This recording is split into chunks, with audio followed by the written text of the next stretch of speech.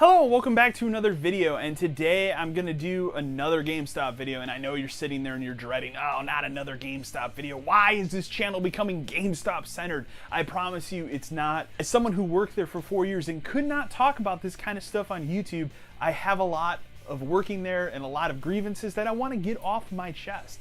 So that's what this couple series of videos is trying to do. You know, in the first video, I just told you about my experiences at GameStop, the good, the bad, and everything about it, the bad parts of working there, the stuff that maybe they don't want you to know. The second video I did was about their new Elite Pro membership program and how it's honestly kind of garbage. So this video today is going to be a fun one. It's the top 5 things I would change if I could about working at GameStop. Things that I think they should change that not only affect maybe the quality of life of the employees there, but also the quality of life of the consumers who still like to shop there, because even though GameStop's not a relevant place to buy video games in 2017, a lot of y'all still do it. These are 5 things that I would change if I was a CEO at GameStop and wanted to change things to help my employees and my consumers continue to shop at our company. Number 1's very simple. Offer better rates of pay for your associates. It's very simple. GameStop pays lower than most retail environments in the United States. It's just a fact. As a key holder, and I'm not ashamed to admit this, as a key holder, I made under $10 an hour.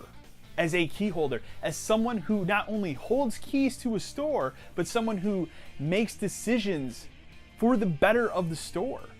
Someone who has to deal with customer issues on a day in and day out basis. I made under $10 an hour.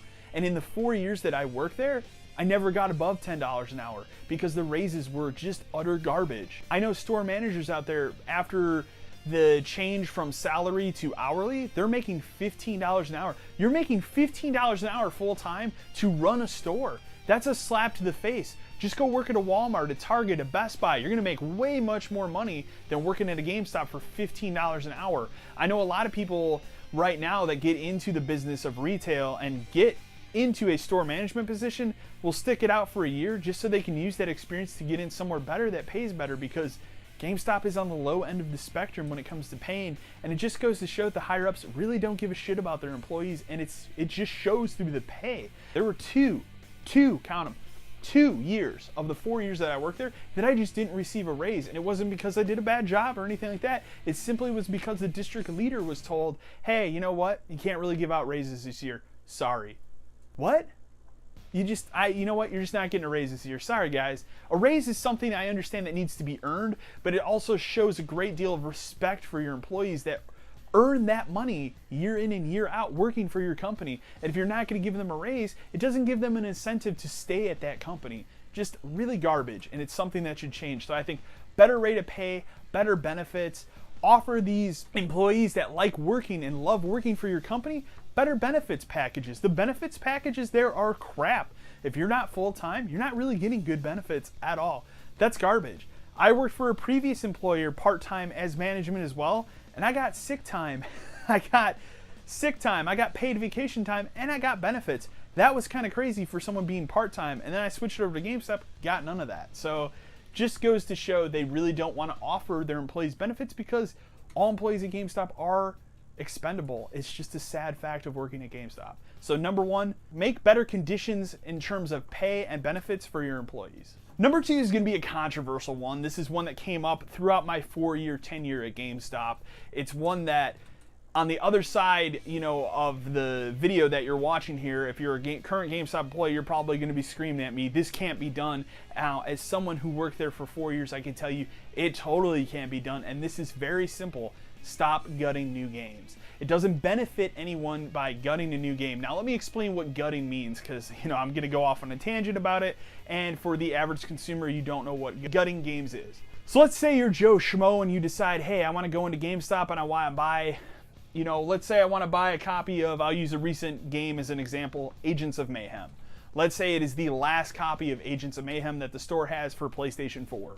So you walk into your GameStop, you walk up to the counter, hey, good sir, I want to buy a copy of Agents of Mayhem for PlayStation 4. And then you get the dreaded situation where they look at you and go, oh, it's actually our last copy. Let me go grab the case for you. So they have to go out onto the floor, they have to grab the case from this game, come back up, take the disc that has been removed from the case, put it in the case, seal it back up. Some stores have what's called a seal bag. Those are actually pretty nice, but a lot of stores don't have that, and they will actually put what's called a circle sticker over the item to reseal it.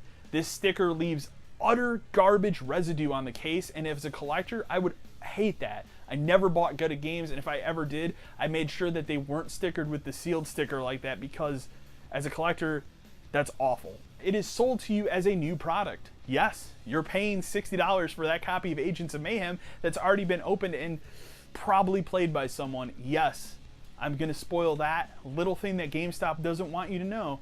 A lot of employees out there are allowed to check out new products. So yes, that copy of Agents of Mayhem that's been out for 2 weeks, that's being sold to you as a new product, this is a new product, isn't really new because the guy behind the counter has probably taken it home and played it. GameStop employees are allowed to check out new copies of games and pre-owned copies of games for 4 days to try them out and understand what the experience is so they can talk to the consumers about the game. Now, I don't necessarily have a problem with people doing this for pre-owned games. Personally, at the store that I worked at, my boss above me set a ground rule from the day when I started, and I never had an issue with it, and it was simply, you can check out any pre-owned game you want, I don't care. No new games can be checked out.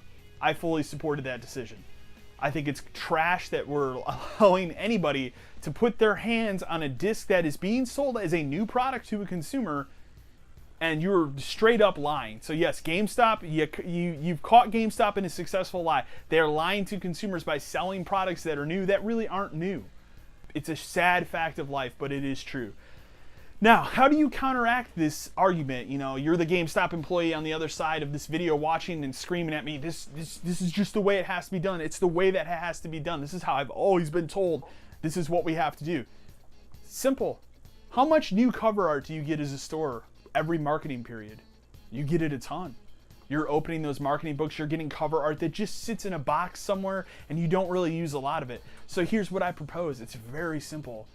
You're already getting a bunch of fake cases that you can use per each system. PlayStation 4, Xbox One, even Nintendo Switch cases. There are generic cases for that machine out there now as well. So here's what you do. Rather than gut all these new games, now obviously pre-owned games, you're gonna still gut them, that is what it is. And you're buying a pre-owned game, so who really cares? But for new games, rather than continue the process of gutting new games, but you just use that cover art that's coming out in marketing kits, up the amount of cover art you're sending out, and just make fake cases for all these new products.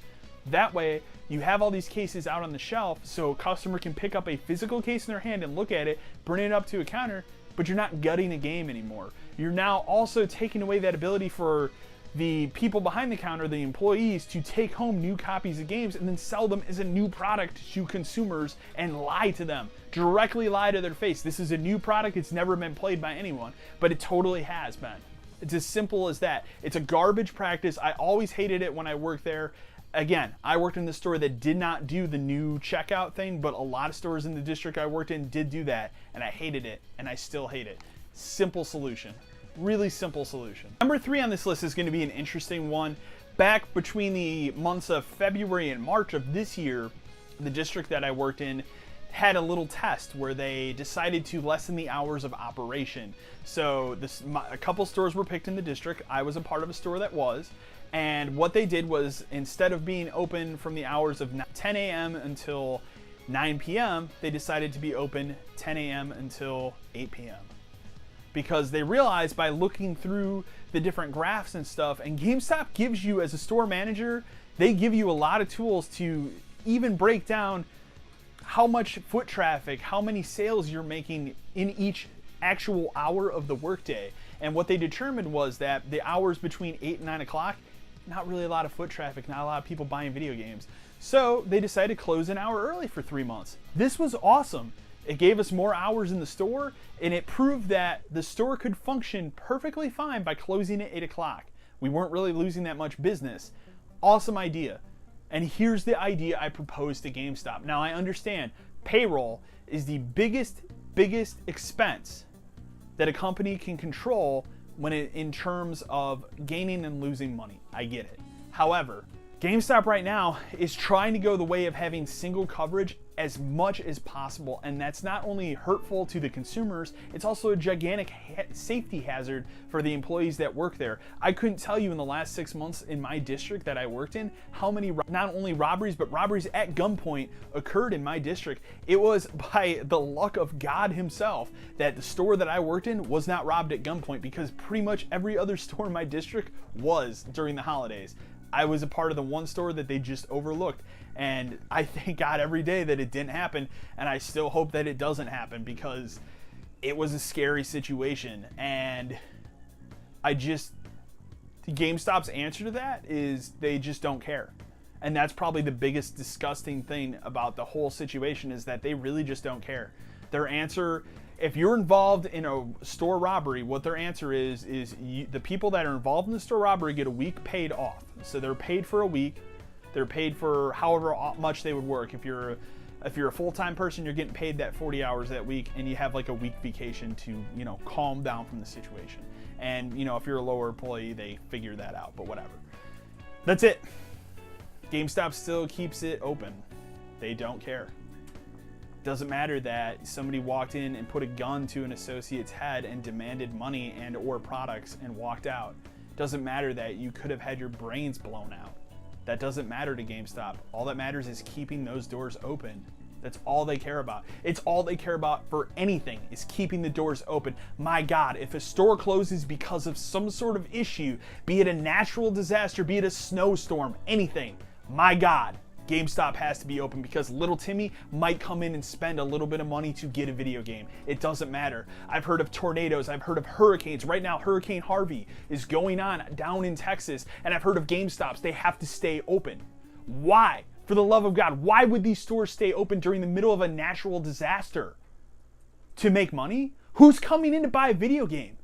Honestly, who's coming in? I leave a comment in the comment section below. I would love to know who is coming into this GameStop during the middle of a hurricane to buy a video game. Oh yeah, it looks kind of bad out there, but I'm just gonna buy Timmy his little video game. It's not gonna happen. Treat your employees with respect, and they will stick around, and you'll reap the benefits of it.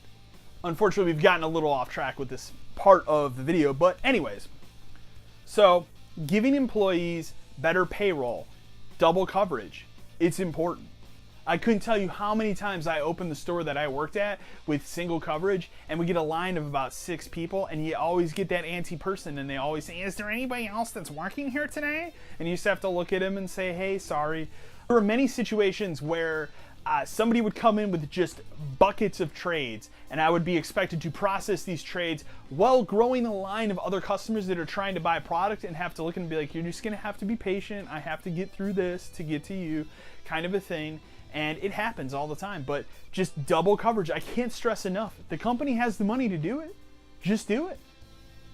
Lessen your hours of operation. It's very simple. Stores don't need to be open that late. GameStop made a really good decision earlier this year to kind of combat all the store robberies and stuff by not really doing midnight releases anymore. Part of that was to combat robberies and that kind of stuff. Part of it is to combat the sales of digital. Digital is rising, and as someone who recently canceled their physical copy reserve of Destiny 2 to buy a digital version, because simply I just didn't want to go get the game at midnight, and I want to play the game right away. It's that simple. I don't have to walk into a store and get home and then wait for that game to install for an hour, because I can just preload it the day before. And so now what GameStop is offering is 9 o'clock releases for most releases, where they say, hey, you know what, we're only open from 9 to 9:15. You can pick up your game. This is when we're releasing it, and that's it. And once the line's clear, you close down for the night. That's a good idea on GameStop, and I appreciated them changing that. Someone who literally watched the peak and the fall of midnight releases for video games in the 4 years that I worked at GameStop, I can tell you, midnight releases aren't a thing anymore, so stop doing them. It just doesn't matter. One of the saddest midnight releases I worked was Halo 5. Not only because Halo is kind of a franchise that unfortunately has fallen down, but I'm just reminded of 10 years ago when Halo 3 came out, the event that thing was. And that was before the rise of digital, so everybody wanted a physical copy of a game because that's all there was. There was probably 500 to 600 people at the midnight release of Halo 3 that I went to. And in a matter of 10 years, Halo 5, there's probably 5 people. It's just I've watched the rise and the fall of midnight releases. They're just not a thing anymore. So, but again, getting back on track here, I think lowering the hours of operation and extending double coverage to stores really benefit not only your consumers because they'll want to shop there more because they're getting in and out very fast. It's going to benefit your employees because now they're going to be happy that, you know, they can have 5 minutes to go to the bathroom. That was a problem, man. Like, let's be honest, everybody's got to use the bathroom at some point, and there were many times where I felt guilty of putting a sign on the door and locking the door for 5 minutes so I could go to the bathroom, but sometimes you have to do it. It just is what it is. Number 4 is obvious. It's one of the biggest obvious things that I could talk to you about, and it's simply overhauling the power-up rewards program. Now, I know I just did a video because they announced their elite power-ups program, and it's bad. You can go watch that video. I'll link it down below. I kind of go through what that new program offers and how there are already programs at other companies and other retailers that are doing a better job of it for a better amount of money. And GameStop really needs to get competitive with this, and this new elite program was kind of their half-assed attempt here at getting into that market and getting more customers to continue to shop with them.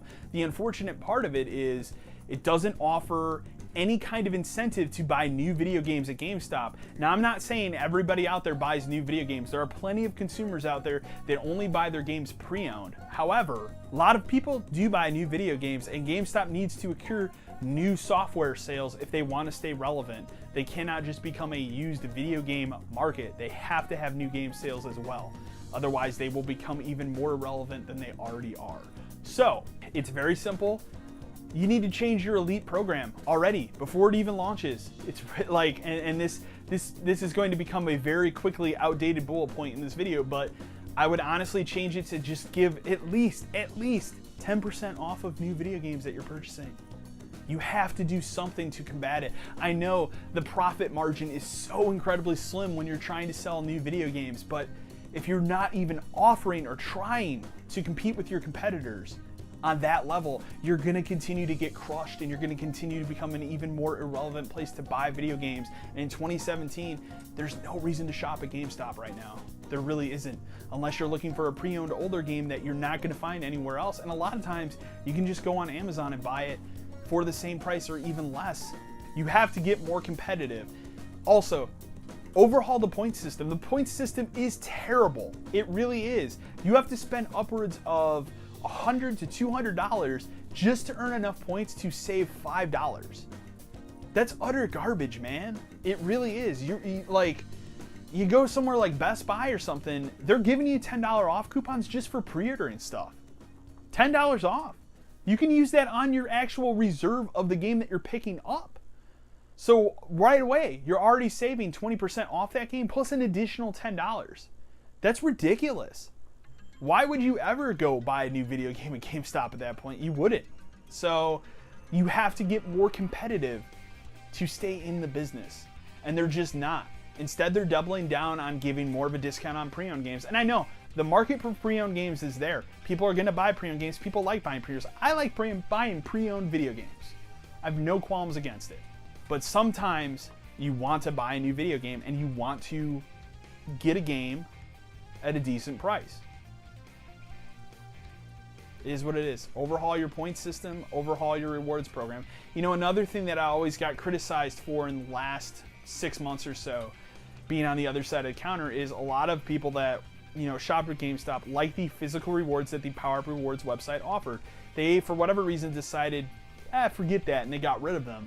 I couldn't tell you how many times customers complained to me about that. So you probably should bring back some of those physical rewards because there's a market for it and people actually like that. Finally, let's talk about the 5th bullet point on my list, and this one is simple. This one will help employees more than it's going to help consumers, but GameStop's return policies are incredibly outdated and they're losing and hemorrhaging money left and right because of it. You know, 7 days is an extremely long time to give a customer to figure out if they like or dislike a video game that they've just purchased that's pre-owned. Also, a lot of modern video games can be beat in 7 days, unless it's something like The Witcher 3. You can probably beat it in a couple days and return it and get your entire money back. And that's ridiculous. This is a policy that's going to kill GameStop. and it slowly has been. I couldn't tell you how many times, especially in the last year, I knew specific customers, and this is what they would do, because there are 2 GameStops in the town that I currently live in. They would go between these 2 stores and just cycle a bunch of games out for a couple months, and it would be, hey, you know what? I just really didn't like this game. Get my money back at this store, go over to the other store, use that money to buy another game, and they just keep flip-flopping, back and forth. Now, sometimes it would get to the point where I would tell these people, hey, you know what? Like, you kind of have to be done here. Like, you're clearly abusing the policy or whatever, but here's the problem with taking a stand. If you as an employee decide, hey, I want to take a stand and stop this person who's not a customer, they're literally just using this service and they're not helping us gain any money here, your district manager is going to shut that shit down. They are told by their higher ups that all customers matter, it doesn't matter. And here's the problem with that. GameStop is so afraid as a company to lose even one single customer that they will bend over backwards for any customer just to keep them. You can literally make up some bullshit story and tell that district manager you had the worst customer service ever and anything, blah, blah, blah. They will bend over backwards for you and give you basically anything you want, because GameStop is so afraid of losing that one single customer that they'll do everything in their power to avoid that. You can easily go out there and be the biggest piece of shit in the world and get your way. I couldn't tell you the countless times that somebody would come in after the 7-day return policy and I would be told, oh, you just have to return it anyways. Well, I know it's outside of policy, but for this situation, we're just going to have to bend the rules. Why have these policies if you're not going to enforce them? Anyways, I think stricter enforcement of the policies will not only help GameStop, but a 3-day return policy on pre-owned games. I think in 3 days, you can figure out if you like a video game or you hate it. I can pretty much tell in about an hour if I'm going to like something or I'm going to hate it. And it goes back to the same thing. You go down to a restaurant and you sit down and you eat a meal. If you eat a couple bites of it, you could probably say, hey, you know what, this isn't very good, and get something else, and they're not going to charge you for it. But if you sit down and you eat the entire meal and then say, oh, that wasn't really good, I'd like my money back, hey, that isn't going to fly. And it should be the same thing with video games. You can't sit down and play through an entire video game and then go to a store and be like, hey, you know what, it just wasn't what I thought it was going to be, I just need my money back. So why does GameStop continue to cater to these people? Why allow these people to essentially rent? Right now they're trying to launch a program, and I'll throw up the screen grab of it because I just literally came across the other day. Over the summer, I think in their Australian market, and you can correct me in the comments below if I'm wrong on this, they tried a program for the summer where it was, hey, pay $60 from May through August, you pay $60. And you can come in once a week and you can exchange, actually it's not even once a week, you can come in and pick out one game and exchange as many times as you want from like May 31st to August 31st. This was a program they were running. Now I saw they're getting ready to launch it as an all year round program for $160 a year. And it's like, at that point, what's stopping you from just saying, you know what, screw it, we're a video game rental store now. These aren't family videos, these aren't Blockbusters, this is a retail store where you walk in, you pay your money, and you buy your shit and you get out. This isn't a rental store. Also, who's gonna do that when you have a return policy that states, hey, I went in and I bought Halo ODST for $360, I played it for 5 days and decided I didn't like it, but in reality I just beat it, and I went back and got my money back. So why would people pay $160 for this service when you can do it for free? It just doesn't make sense, and it's a backwards attempt. So unless GameStop behind the scenes is, getting ready to change that return policy, this just doesn't make a lot of sense for people. Another part of the return policy that is incredibly outdated, as an employee, I hated this the most, is the ability to return new opened accessories within 30 days for any reason. How many times I can tell you that I had a customer come in who would do what I would call, they would play the round with headsets, where they'd come in, they'd buy one, within 30 days they'd come back, I just don't really like this one, try the next one. They do this for 6 months. And then at the end of the 6 months, I literally look them in the eyes and say, you don't have any headsets left to choose from, you've done them all. Like, again, that's money lost every time, because every time I have to take that headset that they're returning and send it back as defective, even though I know it's not defective. Don't accept returns on new accessories that are opened. I can understand. Unopened stuff, I get it, man. Like, I go out, I buy a video game as a gift or something, and the person already has it, it's not opened, I should be able to return it in 30 days. Not saying you should change that policy, but for headsets, you got a problem with the headset, you gotta go through the manufacturer. Simple as that.